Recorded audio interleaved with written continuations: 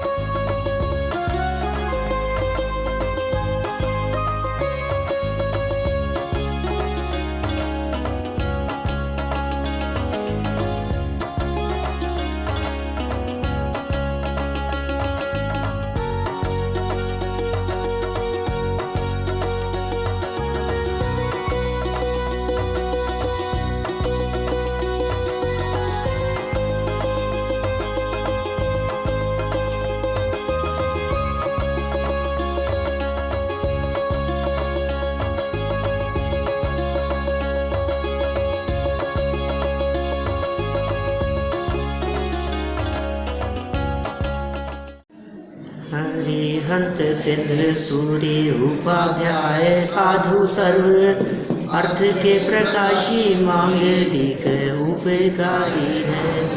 तिनको स्वरूप जाने राग ते भई जो भक्ति काय को नवाई स्तुति को चाहिए। धन्य धन्य तीन ही ते काज सब आज भय कर जोड़े बारे बारे वंदना हमारी है। मंगल कल्याण सुख ऐसो हम चाहते हैं। ओ मेरी ऐसी दशा जैसी तुम धारी है। ओ मेरी ऐसी दशा जैसी तुम धारी है। ओ मेरी ऐसी दशा जैसी तुम धारी है। क्षत्र चूड़ामणि नामक यह ग्रंथ तृतीय नंबर के अंतर्गत श्री दत्त सेठ का आत्म संबोधन यहाँ चल रहा था और बहुत सुंदर चर्चा अपनी पीछे यहाँ हुई कि भाई ये जो तृष्णाएं हैं, ये तृष्णाएं इस जीव को अत्यंत दुख देने वाली है। इसलिए तृष्णा की ज्वालाओं में यदि जलने की भावना न हो तो एक ही उपाय दिखाई देता है कि तुम तत्वज्ञान रूपी जल का सिंचन करो। तत्वज्ञान रूपी जल के सिंचन से ही वे तृष्णा रूपी अग्नि जो कि इस लोक और परलोक इसमें हमारा नाश करने वाली है और इसके साथ साथ जो आशाएं हैं, जो इच्छाएं हैं, वो धर्म को काटने वाली है। धर्म रूपी वृक्ष को काटने का काम करती है ये इच्छाएं। ये सब बातें अपनी हो गई थी। संसार की असारता का साक्षात अनुभव करने लगे। देखिए 24 नंबर का श्लोक है और सच में यह संसार असार है। कभी अनुभव होता है क्या संसार की असारता का? जगत के स्वरूप को देखकर क्या आपको संसार की असारता का पता नहीं लगता? क्या परिणामों में वैराग्य भाव नहीं आता? क्या जगत की प्रतिकूल परिस्थितियों को देख देख करके या अनुकूलताएं कब प्रतिकूलताओं में बदल जाए, ये नश्वरता देखकर वैराग्य भाव तो आता ही होगा और आना ही चाहिए। ये लेकिन वही है ना, मोह इतना हावी होता है कि वो परिणाम बहुत क्षणिक रह पाता है, लेकिन वो प्रमुख होना चाहिए जीवन में। यदि जीवन को धर्म दृष्टि से जीना है तो ये संसार, इसमें सार कहते हैं सुख को, सार माने सुख। कभी बोलचाल की भाषा में भी कहते हैं इसमें क्या सार निकलेगा, इसका क्या सार निकला, इसका मतलब क्या निकला, निष्कर्ष क्या निकला, निचोड़ क्या निकला, ऐसे प्रयोजन की क्या सिद्धि हुई। तो असार माने कोई प्रयोजन सिद्ध नहीं होता। कहाँ? संसार में। ये संसार हमें साक्षात असार दिखाई दे रहा है। चाहूं गति दुख जीव भरे हैं, परिवर्तन पंच करे हैं, सब विधि संसार असारा, या में सुख नाही लगारा। सब ओर से ये संसार असार दिखाई देता है, दिखता है, क्षणभंगुर दिखाई दे रहा है, नाशवान दिखाई दे रहा है। श्री दत्त सेठ की चर्चा कर रहे हैं, साक्षात अनुभव करने लगे। आपकी आंखों के सामने यदि किसी को तड़पते हुए, मरते हुए, प्राण त्यागते हुए देखो तो आपको कैसा जीवन है भाई। यहाँ से जाते समय रास्ते में यदि आपने किसी की दुर्घटना में मृत्यु देखी, यहाँ से जाते जाते आप तो चल रहे हैं एक रोड पर और सामने की साइड एक चलती हुई बाइक को एक बस ने कुचल दिया और आपने अपनी आंखों के सामने से देखा तो उसके ऊपर बस चढ़ गई, तो आपको लगता है ओहो, कैसा लगने लगता है, आसार दिखने लगता है ना। अभी इसने तो मौत देखी है, श्री दत्त सेठ ने साक्षात मौत के दर्शन करके आया है, उसे दिखाई दे रहा है ये सब डूब गया, सब नष्ट हो गया, कैसे तड़प रहे थे जीव। आप देखो जरा, जिनके आंखों के सामने सुनामी की लहरें आई हो, जिन्होंने भूकंप के दृश्य देखे हों जिसमें बिल्डिंगें गिर रही हो और लोग मर रहे हों और वो कदाचित स्वयं बच गया हो, बोलो अब उसे क्या जगत में सुख दिखाई देगा। अब उसे सारे विषय भोग सब आसार दिखाई देते हैं मेरे आंखों के सामने। और अरे कितना क्षणिक है, कहाँ हम अपना काल बिता रहे हैं, भोगों के पीछे, पैसे के पीछे, धन संपत्ति के पीछे, अनुकूलताओं के पीछे दौड़ रहे हैं। और ये देखो हाल जगत का, चारों गतियों के संदर्भ में कह दी और पंच परावर्तनों के संदर्भ में कह दी। दौलत राम जी की लाइनें हैं, कितनी मार्मिक है। ये आसारता का चिंतन कर रहे हैं, कौन कर रहे हैं बेटा? श्री दत्त सेठ ये चिंतन कर रहे हैं, आसारता का चिंतन चल रहा है। ये नई उपकथा चल रही थी बीच में, अभी जीवनधर कुमार तो बैठे हुए हैं, अभी कहीं निकलेंगे। कैसे आसार दिख रहा है सारा जगत। चाहूं गति दुख जीव भरे हैं, भरे नहीं, चारों गतियों में ये जीव दुख को भोग रहा है, भुगत रहा है। दुखी जीव चारों तरफ दिखाई देते हैं, जिसको देखो वो दुखी है। क्या बस समझ लो किसी की जबान से वो दुख की बातें निकल जाती हैं और कोई अंदर में दाब के बैठा रहता है। दुखी तो सब है, इस संसार में कोई सुखी नहीं है। कोई पढ़ने से दुखी है तो कोई पढ़ाने से दुखी है। कोई मकान मालिक है तो किराएदार से दुखी है, कोई किराएदार है तो मकान मालिक से दुखी है। कोई फ्लैट में रहता है तो सोचता है अपना पर्सनल बंगला क्यों नहीं है। किसी के पास में पर्सनल खुद का बंगला है तो सोचता है यार फ्लैट वाले ज़्यादा अच्छे हैं। कोई शहर में रहता है तो कॉलोनी वालों को सुखी मानता है, कोई कॉलोनी में रहता है तो कहता है यहाँ शहर में रहते तो कम से कम सब हैं, सबसे मिलजुल करके तो रहते थे। हाँ, वहाँ सुरक्षा का ठिकाना नहीं है, अकेले किसके भरोसे छोड़ करके जाएं। और यहाँ तो आस पड़ोस में सभी है। चाहूं गति दुख जीव भरे हैं, परिवर्तन पंच करे हैं। फिर क्या हुआ? सब विधि संसार असारा,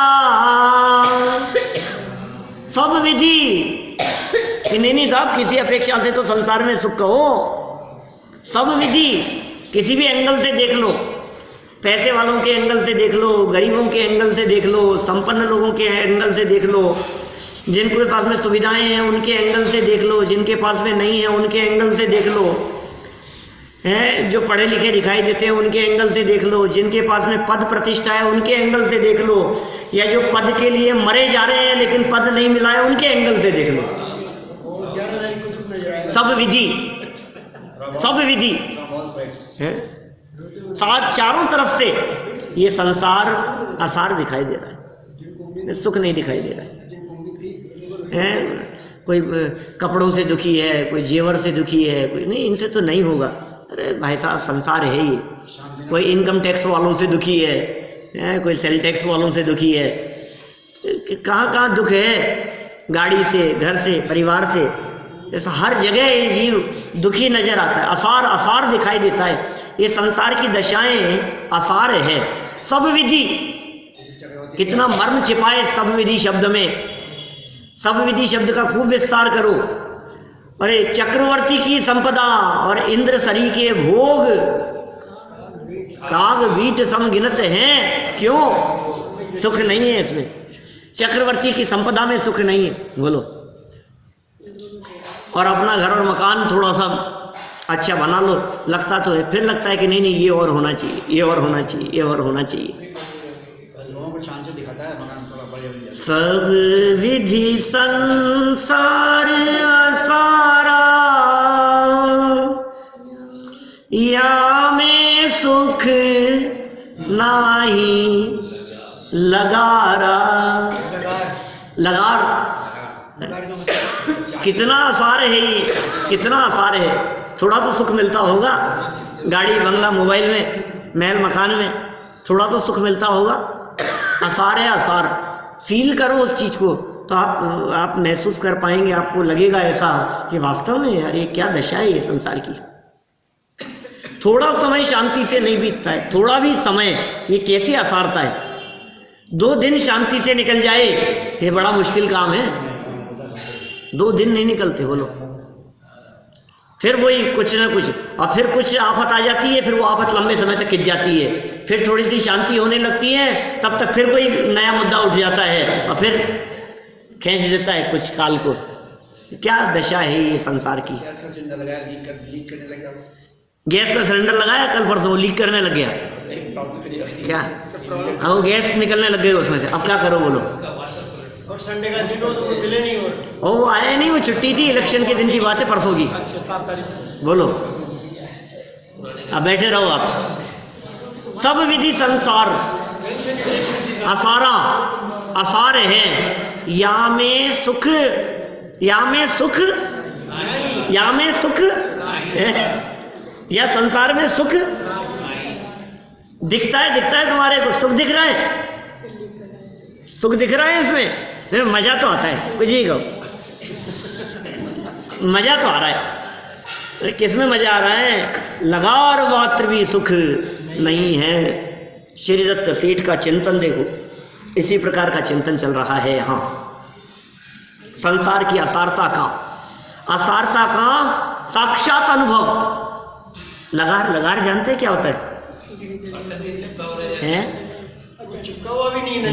बर्तन के ऊपर जो चिपका रह जाता है ना, जब लगार क्या चीज होती है? माने समझ लो हलवाई के यहाँ कढ़ाई है, और वो कढ़ाई में कुछ छोड़ेगा थोड़ी ना, माल सब बेच देगा, सब बना देगा जो भी बनाना है। अब पूरी कढ़ाई साफ कर देने के बाद क्या, अब क्या रह गया उसमें? अब जो बच्चा रह गया, खुरचन नहीं, खुरचन तो निकल रही है, खुरचन तो है उसमें, लेकिन जो सिर्फ उसके ईंट से रगड़ने पर ही जाएगी क्या, जो लगा रह गया ना वो उतरे, मतलब वो तो उसका नाम है लगार। इतना भी यदि लगार मात्र भी हो तो वो कढ़ाई पड़ी रहती है और कुत्ते उसे चाटते रहते हैं। फिर पुष्ट हो जाते हैं वो लगार को, उसको पूछा क्या, बोलो, वो लगार लगी रहती है ना। अब ये कह रहे हैं कि संसार में सुख लगार जितना तो होगा, मैंने लगार मात्र भी नहीं है। सब विधि संसार असारा, या में सुख नाही लगारा। लगाओ कोई कैसे लगा, थोड़ा बहुत तो लगा रह गया, कुछ बर्तन में जैसे चाट चाट करके उंगली से ये जो लगार मात्र है वो भी सुख यहाँ नहीं है। इस दुख का साक्षात अनुभव यदि आप करेंगे तो आपको अतीन्द्रिय आनंद वो रुचिकर दिखाई देगा। अभी ये इसको यहाँ साक्षात अनुभव हो रहा है सेठ को। 24 नंबर का यह श्लोक है, 189 नंबर का यह पेज है। संसार की असारता का साक्षात शब्द बड़ा जबरदस्त है, साक्षात अनुभव। ओहो, माने समझो आप आग की लपटें हमारे सामने ऐसे आ जाए 3-3 मंजिल तक और हम ऐसे खड़े हों, मैंने साक्षात देखा है मैंने मौत को। ऐसा दिखता है कोई आतंकवादी आ जाए और यहाँ घुसकर और सबको गोलियां मार रहे हो इधर उधर, और आप छिप जाएं एक पिलर के पीछे और वो सबको धम धम धम करके भाग जाए, चले जाए। मैंने मौत को आज बिल्कुल नजदीक से साक्षात देखा है। सबको उड़ा दिया, मैं कैसे बच गया, बस मैं बच ही गया क्या। ये साक्षात देखा है मौत को, मौत दिखाई दे रही है। माने हाईवे पर चलते समय किसी पुलिया को क्रॉस करते समय एकदम पुल टूट जाए, ब्रिज टूट जाए, और वो ब्रिज टूट गया और हमने अपनी आंखों से इधर उधर से आते हुए लोगों को, गाड़ियों को नीचे उस खाई में गिरते हुए देखा है, और हमारी गाड़ी भी बिल्कुल गिरी, वहां गिर रही थी, और गिरते गिरते वो जो मोड़ था ना उसका क्या, उस पर हम लटक गए और जैसे तैसे करके हम वहां से बच गए। हमने इस मौत को साक्षात देखा, ये इसका नाम है साक्षात। साक्षात माने क्या है? अरे आंखों देखी में वो बात ही नहीं है क्या, आंखों देखी की बात नहीं कर रहे हैं यहाँ तो साक्षात की बात कर रहे हैं। साक्षात्कार होना, स्वयं के साथ आमना सामना हो जाना, माने वो कैसी फीलिंग होती होगी वो, क्योंकि ये इसने वो फीलिंग देखी है नाव के टूट जाने पर तड़पते हुए, मरते हुए, ऊ चिल्लाते हुए लोगों को देखा है, और डूब रहे हैं और वो डूब गया, और फिर एक लकड़ी का टुकड़ा हमारे को मिल गया, उसे पकड़ करके आ गया। इसने साक्षात देखा है, क्या असारता साक्षात दिखाई दे रही है। धन और वैभव सारा का सारा चला गया है, अरे धन और वैभव के साथ साथ में लोगों के प्राण चले गए हैं, ये इसने साक्षात देखा है, ये साक्षात अनुभव कर रहा है। चलो पढ़ो, देखते हैं 24 नंबर के इस श्लोक को, ये साक्षात अनुभव दिखा रहे हैं यहाँ। संसारासार भावोय महो साक्षात्कृतोऽधुना, यस्मादन्य दुपक्रांत मन्यदापतितं पुनः। आश्चर्य है कि इस समय मैंने इस संसार के असारपने को प्रत्यक्ष कर लिया। कोई प्रत्यक्ष नहीं कर पाते, आज तक हमने मौत को साक्षात नहीं देखा। आपने देखा है कभी किसी व्यक्ति को ऐसा आपके हाथों में, आपके कंधे पर, आपके गोदी में पड़ करके किसी ने प्राण त्यागे हो? देखा कभी आपने ऐसा साक्षात? बड़ा कठिन है स्थिति, और फिर भी यदि वैराग्य नहीं आए, औरों को जाते हुए देख करके हम चले जाएंगे, इस बात का अनुभव नहीं हो, बोलो उनके चले जाने से तो हम दुखी होते, तो हम चले जाएंगे तो हमें भी तो जाना है। कब चले जाएंगे बोलो, हम कब जाना है हमारे को? आपने जो देखा दृश्य उसके बाद में आपको वैराग्य हुआ कि नहीं? आपको ये संसार असार दिखा के नहीं कि मोह हावी दिखाई दिया? ये असारता दिख रही है आपको? इस संसार के असारपने का प्रत्यक्ष कर लिया है हमने, ऐसा कह रहे हैं ये। देखो जरा नीतिकार क्या कह रहे हैं, अत्र नीति क्या कहा यहां, क्योंकि प्रारंभ कुछ और ही किया था। क्या किया था बोलो? प्रारंभ बिजनेस, व्यापार शुरू किया था धन कमाने के लिए और इकट्ठा किया था, और हो कुछ और ही गया। क्या हमने शुरुआत क्या सोच करके की थी और फिर क्या हो गया है? कुछ और ही हो गया। ये क्या हो गया? हमने नहीं सोचा था ऐसे बुरे हालात आ जाए, हो जाएंगे। हमने तो सोचा था सब ठीक हो जाएगा है, लेकिन ये तो सब बिगड़ता चला गया। ये क्या हो गया? ये हालात क्यों बिगड़ गए? हमने तो सोचा था कि धन कमा करके ले आएंगे तो सब सुखी रहेंगे घर परिवार में। फिर क्या हो गया? समय भी गया, धन भी गया और कुछ नहीं बचा, और हम भी कौन सी जगह पर आ गए जहां परिवार भी नहीं है। अब सारा परिवार भी तो छूट गया, कुछ और ही हो गया। ओहो, देखो, क्योंकि प्रारंभ कुछ और ही किया था और हो कुछ और ही गया। यह है नीति, यह है नीति। अपनी लाइफ पे लगाओ भैया। शुरुआत कुछ और ही की थी और कुछ और ही हो गया। बिजनेस कुछ शुरू किया था और बिजनेस वो पलट करके कहाँ से क्या हो गया। काम क्या शुरू किया था, पढ़ाई क्या की थी और नौकरी क्या करने लगे, कुछ और ही हो गया। नहीं होता है ऐसा। आप क्या शुरू करो, क्या सोच करके भोजन बनाना शुरू किया था और क्या बन गया, ऐसा नहीं होता है। हमने ये सोचा था आज तो ये बनाएंगे और फिर क्या हो गया है? हलवा बनाना शुरू किया था और लपटा बन गया।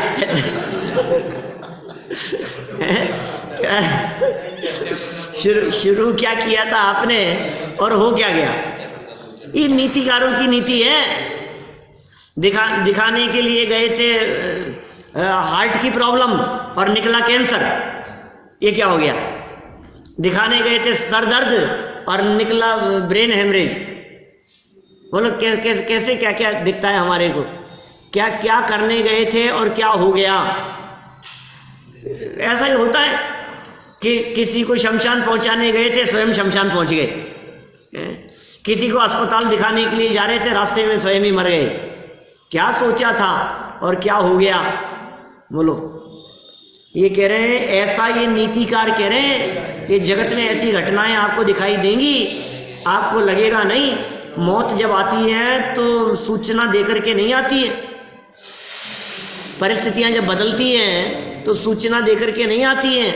हाँ, लेकिन कई नीतिकारों ने ऐसा भी कहा है कि बिना सूचना के नहीं आती है। लेकिन वे समझदार लोग होते हैं जो उस दस्तक को पढ़ लेते हैं।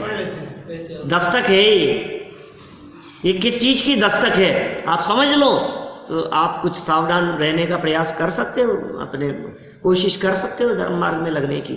और आप यदि उस दस्तक को नहीं समझ पाए तो कोई बात नहीं, नहीं नहीं कुछ नहीं है, कुछ नहीं, कुछ नहीं है, तो बस फिर खत्म एकदम झटके से। क्या करें, सरल अर्थ पढ़ते हैं। आश्चर्य की बात तो यह है कि मैंने संसार की असारता का अनुभव स्वयं ही प्रत्यक्ष रूप से कर लिया है।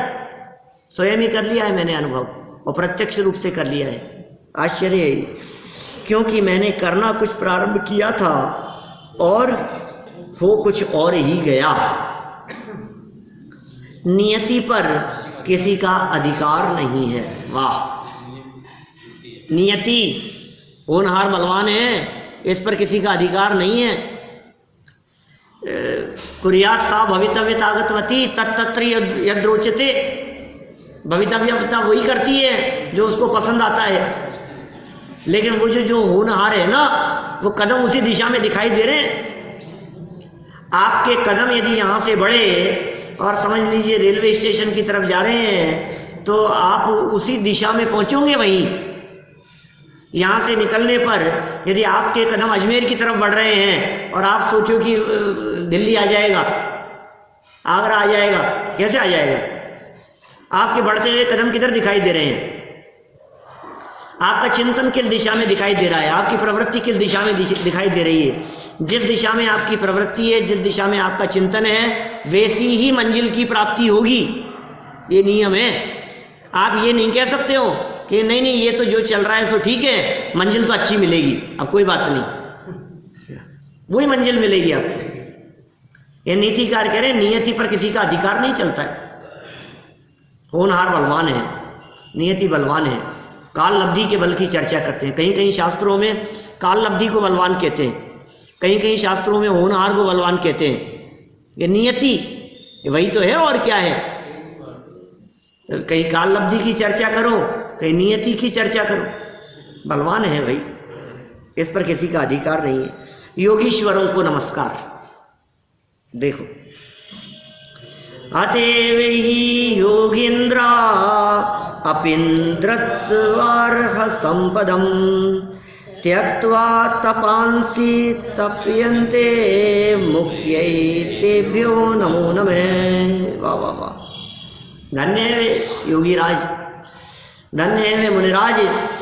बोलो, एक तो हम हैं जो धन धन के पीछे भागते रहे सुखी होने के नाम पर, एक तो हम हैं जो संभालने ये संभल जाए, ये संभल जाए, ये ऐसा हो जाए, संपत्ति वैभव धन इन सबको संभालने के लिए पीछे भागते रहे, और एक वे योगीराज हैं जो सब कुछ होते हुए भी ये छोड़ करके चले गए। बोलो क्या करें। अन्वयार्थ, इसलिए निश्चय से योगीश्वर पुरुष इंद्र पद के योग्य संपत्ति को भी छोड़कर, त्यक्त्वा छोड़कर, मुक्ति प्राप्त करने के लिए तप करते हैं। ऐसे योगीश्वरों को मेरा बारंबार नमस्कार हो। ऐसे योगियों को नमस्कार है। अरे इंद्र के समान संपत्ति मिल गई है, सर्व अनुकूलताएं होते हुए भी वे छोड़ करके चले गए। बोलो, दशरथ की पत्नी कंट्रोल में नहीं चलती थी या उसके बच्चे कहना नहीं मानते थे? धन्य ऐसे योगीश्वर जो छोड़कर चल दिए। बोलो, दीक्षा लेने वालों की बात करो ना, जो राजा महाराजा दीक्षा लेकर के चले गए, क्या उनके परिवार में अनुकूलताएं नहीं थी? बोलो, बाहर में सब प्रकार की अनुकूलताएं दिखाई देने पर भी उन्हें उसमें सुख नहीं दिखा, उन्हें उसमें असारता दिखाई दी और छोड़ करके चले गए। दीक्षा ले ली उन्होंने, घर बार छोड़ दिया, परिवार छोड़ दिया, और आपको प्रतिकूलता दिख रही है और फिर भी नहीं छूट रहा है। ये क्या हालत है। इन योगीश्वरों को धन्य कह रहे हैं। इंद्र पद के योग्य संपत्ति, ऐसी संपत्ति दिखाई दे रही है जो इंद्र पद के योग्य है, अपार संपत्ति है, धन की कमी नहीं है, संपत्ति की कमी नहीं है, और उसको भी छोड़कर, इसमें लगता है पुरुषार्थ। देखो तो सही, मुक्ति प्राप्त करने के लिए वे तप करते हैं। ऐसे योगीश्वरों को मेरा बारंबार नमस्कार हो। सरल अर्थ, कुछ विशेष कहने का है ही नहीं। देखो, इन दोनों 2-3 श्लोक अपन ने पढ़ दिए, विशेष अर्थ कहीं नहीं दिया इन्होंने। लोभ दुखदायक है, ऐसा विचार कर इंद्र पद के समान संपत्ति को भी त्याग कर मुक्ति की प्राप्ति के लिए जो कठोर तप तपते हैं, लोभ के त्यागी उन योगींद्र पुरुषों को मैं बारंबार नमस्कार करता हूं। अच्छा, बल क्या होगा जी? किसका बल होगा इनको छोड़ने के पीछे? है आत्मबल है, स्वभाव का बल है। माने वो जो आनंद दिख रहा है ना, अपने मजा जो आता है बाहर में, उस बाहरी मजे की तुलना में अंदर जो मजा है, स्वभाव का जो आनंद है, वो कुछ अपूर्व है। कषाय का जो आनंद है, उस कषाय के आनंद की तुलना में जो शांति का आनंद है वो कई गुना ज्यादा होता है। बोलो, लेकिन कषाय में भी हमारे को आनंद दिखाई देता है। क्रोध में, गुस्से में, नाराजगी में, अभिमान में, मान कषाय का पोषण हो ना हमारा, तो आनंद दिखाई देता है हमारे को। थोड़ी सी प्रशंसा हो रही हो, अरे मजा आ रहा है, मजा आ रहा है, क्या प्रशंसा, देखो यार कितनी तारीफ होती है अपनी, सब लोग कह रहे हैं क्या विधान हुआ, मजा आया। तो ये जो प्रशंसा का जो तुम्हारे को आनंद आ रहा है, ये मान कषाय के आनंद से निरभिमानता रूप अपने स्वभाव के अवलंबन का आनंद वो कई गुना बड़ा होता है। लेकिन कषाई व्यक्ति ने क्रोध के आनंद को तो देखा, मान के आनंद को देखा, मायाचारी और छल करके क्षणिक मिलने वाले आनंद को अनुभव किया, और लोभ में होने वाले आनंद को देखा। अरे भाई, तूने स्वभाव के आनंद को नहीं देखा। इन कषायों से ऊपर उठकर यदि अपने स्वभाव के आनंद को देखने का प्रयास करेगा तो ये कषाएं अभाव को प्राप्त होगी और आत्मा के अतीन्द्रिय आनंद का रसास्वादन होगा। वो आनंद ही कुछ और है। बारंबार देखो, एक बार योगींद्र पुरुषों ने उसे देखा है और उसके दम पर बाहर में कठोर तपते हुए दिखाई देते हैं।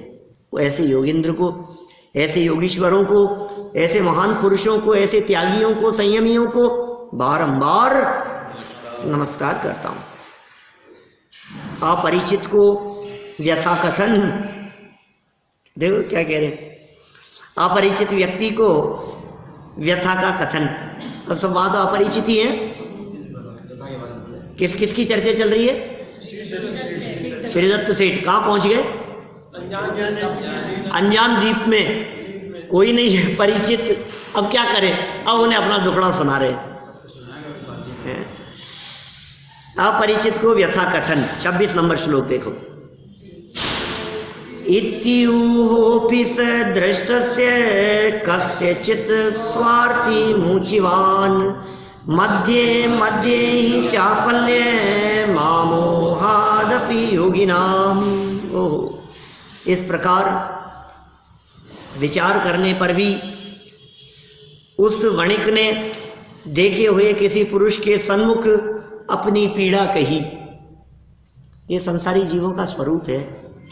जब ये जीव दुखी होते हैं, जब ये जीव पीड़ित होते हैं, जब इनका चित्त आकुलित व्याकुलित होता है तो इनकी वाणी से वो दुख प्रस्फुटित हुए बिना नहीं रहता, अपने आप ही निकलता है।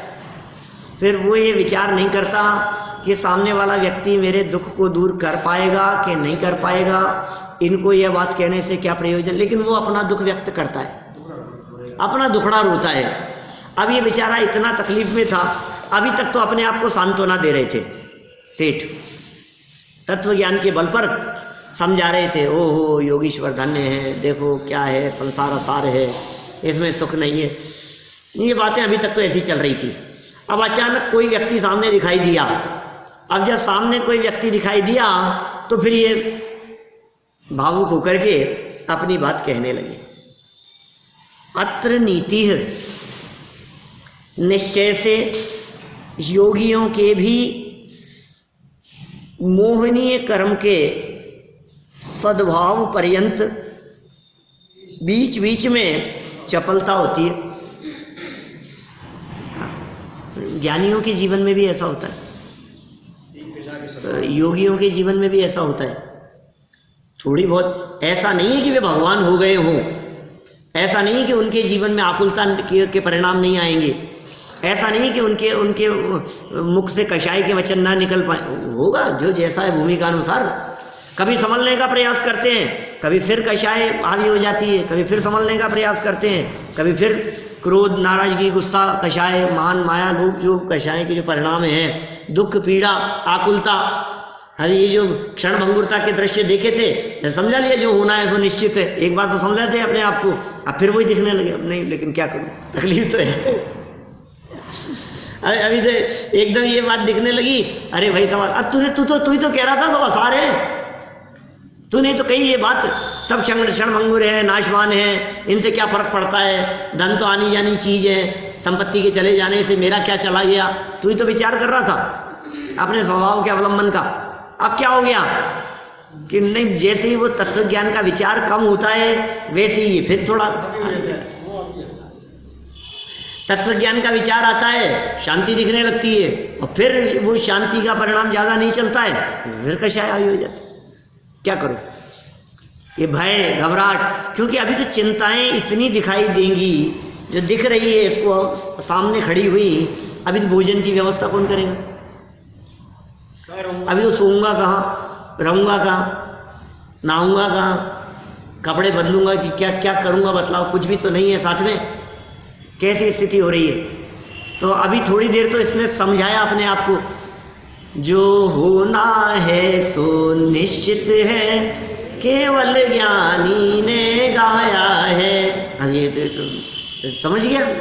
अरे अरे, सबका अपने अपने कर्म का ही उदय है, मेरे ही पाप कर्म का उदय है, कोई बात नहीं, पूर्व में मैंने ही ऐसे कर्म किए होंगे। देखो योगियों को, वे छोड़ करके चले जाते हैं, अभी अभी सांत्वना दे रहा है अपने आप को, योगियों को धन्य कह रहा है, फिर कह रहा है लेकिन मैं क्या करूं, मेरा तो छूट गया। अब क्या करें? माने देखो, ज्ञानियों के जीवन में या गृहस्थों के जीवन में, गृहस्थ समझदार लोगों के जीवन में दो धाराएं चलती हैं। ये श्रीदत्त सेठ के जीवन में दो धारा चल रही है, एक ज्ञान धारा चल रही है, एक राग धारा चल रही है, कर्म धारा चल रही है।